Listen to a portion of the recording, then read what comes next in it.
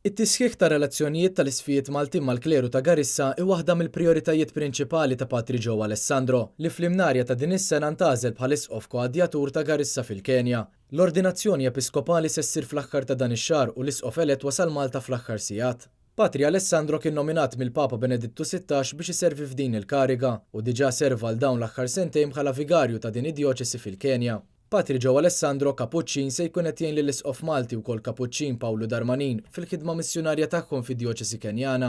F'kummenti lil dan l-istazzjon Patri Joe Alessandro tkellem dwar l-ewwel impenji tiegħu malli jirritorna f'Garissa fil-jiem li ġejjin. Flimkien mal-isqof li hemm preżenti huma l-insaħħu ir-relazzjonijiet tagħna bħala sfijiet mal-kleru tal-post billi żuru l-parroċċi mal-komunitajiet reliġjużi li qed jaħdmu ħafna fil-parroċċi u anki billi ngħinu lin-nies jibnu anki relazzjonijiet ta' solidarjetà ħabba xi clashes li dan l-aħħar kien hemm bejn xi tribujiet fl-istess dijoċesi.